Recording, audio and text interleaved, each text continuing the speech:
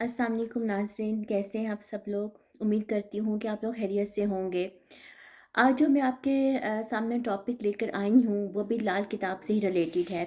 तो आज मैं बात करूँगी मार्स प्लैनेट की, मंगल ग्रह की, कि मार्स प्लैनेट जो है उसकी लाल किताब में क्या सिग्निफिकेंस है। तो आइए स्टार्ट करते हैं। नाज़रीन, मार्स जो है उसके बारे में लाल किताब ये कहती है कि it is not good to be a double edged weapon, either it can be hard और इट कैन बी सॉफ्ट। यानी कि मार्स जो है वो एक ऐसा प्लैनेट है जो कि दो धार दो धार वाला हथियार है। ठीक है, दो धारा वेपन है। और अगर ये चार्ट के अंदर जो है वो वेल प्लेस्ड है तो ये गुड डोर है, यानी कि ये अगर वेल प्लेस्ड है तो ये सबकी हेल्प करने वाला प्लैनेट है। लेकिन अगर ये मेलेफिक है, अफ्लिक्टेड है, तो ये मौत का रक्स करता है। और जो मेलेफिक मार्स है वो इस बात पे बिलीव करता है कि टिट फॉर टैट, यानी कि अदले का बदला और दूसरे की आंख में आंख डालकर देखो। लाल किताब ने हमें यहाँ पर एक बहुत खूबसूरत पॉइंट दिया है। जैसे कि एस्ट्रोलॉजी पढ़ने वाले लोग जानते हैं कि जो कुंडली का 8वां घर होता है वो मौत का घर है।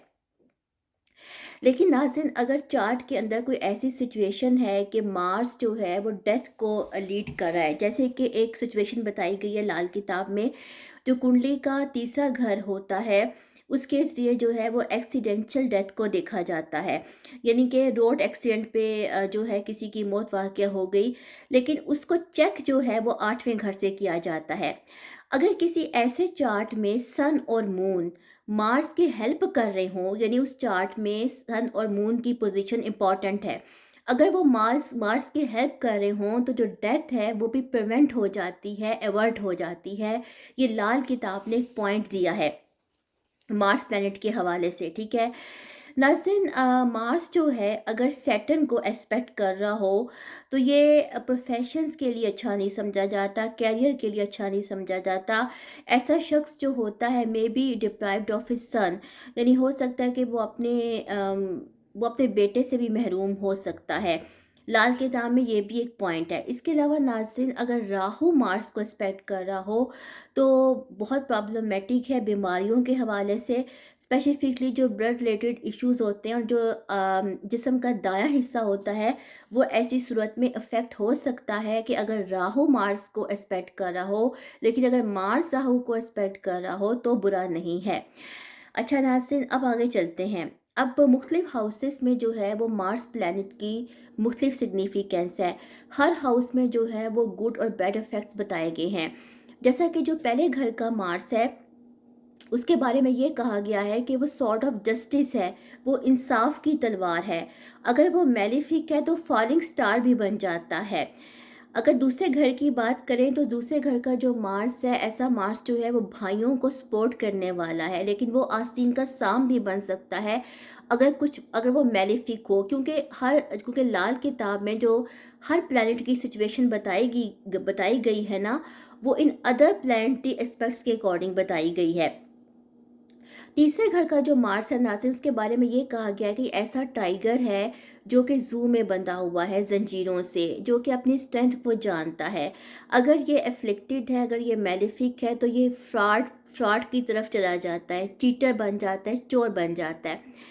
फोर्थ हाउस का जो मार्स है, क्योंकि फोर्थ हाउस में जो है मार्स की बहुत डेबिलिटेटेड पोजीशन समझी जाती है और इसका असर जो है वो मदर के ऊपर, मदर इन लॉ के ऊपर, इवन के भाई के ऊपर भी पड़ता है। नज़र मार्स का जो बहुत गहरा ताल्लुक है भाइयों के साथ, और जा बजा ये बात लाल किताब में बयान की गई है कि किन किन सिचुएशंस में भाई अफेक्ट हो सकते हैं। चौथे घर का जो मार्स है, ऐसा शख्स जो होगा वो 28 साल तक अपने बड़े भाई के लिए अच्छा नहीं होगा। उसका अगर कोई बड़ा भाई होगा तो वो किसी ब्लड रिलेटेड इशू में जो है वो घिर सकता है, उसको कैसी प्रॉब्लम हो सकती है या उसके बाजों पर अफेक्ट पड़ सकता है।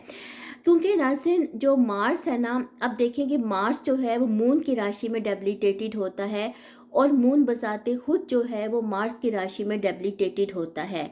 मेलिफिक मार्स के लिए जो है वो मून की रेमेडीज की जाती हैं। मार्स जो डेबिलिटेटेड मार्स है वो मार्स मार्स से खौफजदा है। मून को हम मदरली फिगर के तौर पर लेते हैं, तो फिर इसके इसके नतीजे में जो है वो मून की रेमेडीज़ की जाती हैं। चौथे घर का जो मार्स है उसके लिए कुछ रेमेडीज़ ये भी हैं कि जैसे कि आप एक अगर किसी का फोर्थ हाउस का मार्स है और वो इवल इफेक्ट्स दे रहा है, तो एक मिट्टी का बर्तन लेकर उसके अंदर शहद भरना है और शहद भर के उसको किसी आइसोलेटेड प्लेस पे जाकर या किसी कब्रिस्तान में उसको दफन कर देना है। ये भी एक रेमेडी है। इसके अलावा जो मीठी ब्रेड होती है वो परिंदों को डाली जा सकती है।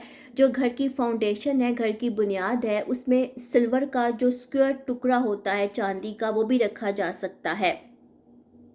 इसके अलावा तीसरे और चौथे घर का जो मार्स है उसकी एक रेमेडी ये भी है कि जो आइवरी होती है, हाथी के दांत, वो भी अपने पास रखे जा सकते हैं। रेमेडी के तौर पर चीज़ें बताई गई हैं। इस तरह से जो फिफ्थ हाउस का मार्स है, ऐसा जो मार्स है वो ऐसे लोगों के जो बच्चे होते हैं और ग्रैंड चिल्ड्रन होते हैं वो रिच होते हैं, वेल्दी होते हैं। लेकिन सम सिचुएशन में ये बैड इफ़ेक्ट्स देता है इन अदर प्लानिटरी सिचुएशंस। अगर ये मेलेफिक है तो ऐसी सूरत हाल में ऐसे शख्स का जो बच्चा जो जो उसका 8वां दिन होगा, जो उसका 8वां साल होगा और जो 18वां ईयर होगा उस बच्चे का, वो इम्पॉर्टेंट है, बच्चा सफ़र हो सकता है। और ऐसे शख्स को जो है वो अगर वो किसी से किसी के साथ रिलेशनशिप में यानी बिलवर्ड से भी उसको प्रॉब्लम हो सकती है, उसका स्टेटस गिर सकता है।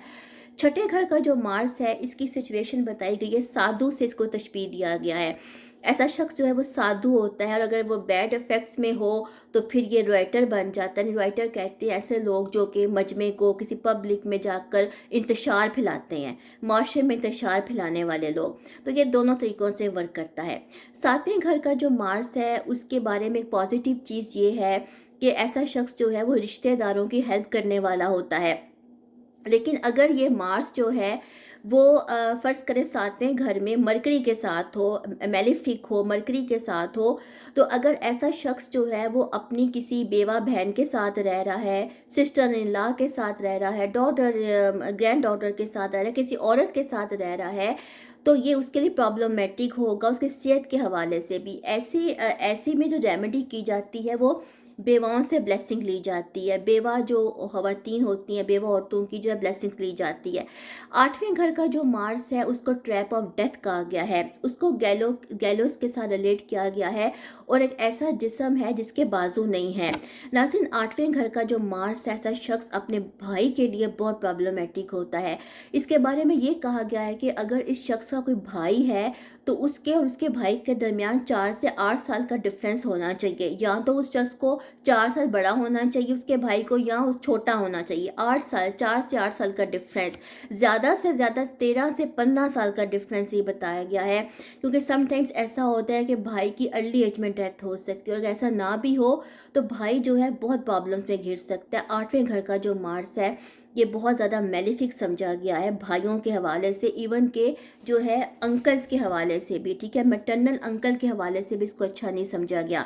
नावें घर का जो मार्स है नाज़रीन, उसका स्टेटस अच्छा समझा गया है, लेकिन सम सिचुएशंस में ये एथिस्ट भी बना देता है इंसान को, ठीक है। अगर नावें घर में कोई मरकरी या केतु जैसे प्लैनेट्स हों तो पेरेंट्स को जो है वो प्रॉब्लम हो सकती है।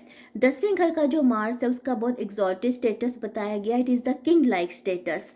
और लेकिन कुछ सिचुएशंस में ये भी बैड वर्किंग करता है। फ़र्ज़ करें कि अगर 10वें घर में मार्स है और उसके साथ जो है वो मरकरी है, मेलेफिक मार्स है, डेबिलिटेटेड मार्स है और उसके साथ मरकरी भी है, तो ऐसा शख्स ब्लैक मैजिक की तरफ जा सकता है और जो बैड अकल्ट जो प्रैक्टिसेस हैं वो उसकी तरफ उसमें इन्वॉल्व हो सकता है। इसके अलावा अगर सन छठे घर में हो तो बेटे के लिए अच्छा नहीं समझा गया। अगर शनि चौथे घर में हो और मार्स जो है वो 10वें घर में हो तो ऐसा शख्स जो है बेजुर्म सज़ा पा सकता है, जेल में जा सकता है जिसने कोई जुर्म भी ना किया हो, ठीक है।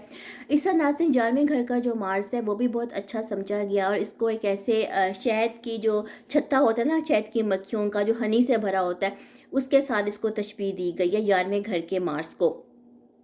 लेकिन अगर ऐसा शख्स जिसका 11वें घर का मार्स है उसका तीसरा घर खाली है, ठीक है, तो ऐसी सूरत हाल में समटाइम्स ऐसा शख्स जो है वो उसकी अच्छी इनकम भी होती है लेकिन वो कर्ज़ों में घिरा रह सकता है। 12वें घर का जो मार्स है वो मैरिड लाइफ के लिए अच्छा नहीं है, लेकिन कुछ सिचुएशन ये भी अच्छा माना गया है। और ऐसा शख्स जो होता है वो मैन ऑफ प्रिंसिपल्स होता है, मैन ऑफ एक्शंस होता है, वो फ्रीडम लवर होता है, लेकिन मैरिड लाइफ के लिए कुछ सिचुएशंस में ये अच्छा नहीं माना गया। नाज़रीन, ये मेरी वीडियो थी मार्स से रिलेटेड। एक और मैं आपको बात बताना चाह रही हूँ जो शायद मैं भूल ना जाऊँ कहना, कि मार्स की एक रेमेडी, मेलिफिक मार्स की एक रेमेडी जो बताई गई है वो हिरन की खाल है, ठीक है, स्किन ऑफ द डियर है। जो हिरन की खाल है उसको रखने से भी मार्स के मेलिफिक एस्पेक्ट्स जो हैं वो ख़त्म हो जाते हैं। और जो हिरन की जो खाल है, हिरन का जो सिंबल है वो मृगसा नक्षत्र से रिलेटेड है, जो कि मार्स का नक्षत्र है। इवन के इसके बारे में ये भी बताया जाता है कि कुछ साधु टाइप के जो लोग हैं, ठीक है, वो भी हिरन की खाल, या ऐसे लोग जो रिचुअल्स करते हैं वो हिरन की खाल अपने पास रखते हैं। इसको पास रखने से सांप का जहर जो है वो पास नहीं आता। मेलिफिक मार्स की एक और रेमेडी है, वो ये है कि जो बड़ी सिंपल सी रेमेडी है कि जो स्वीट तंदूरी ब्रेड होती है, तंदूर की मीठी रोटी, उसकी डोनेशन आप कर सकते हैं, परिंदों को डाल सकते हैं, उसकी डोनेशन कर सकते हैं। तो नाज़रीन, ये मेरी वीडियो थी मार्स से रिलेटेड। आप मुझे अपना कमेंट्स दीजिएगा। उम्मीद करती हूँ कि आपको वीडियो पसंद आई होगी, ठीक है, और मुझे अपना फीडबैक ज़रूर दीजिएगा। इंशाल्लाह किसी और वीडियो के साथ आती हूँ, तब तक के लिए अल्लाह हाफिज़।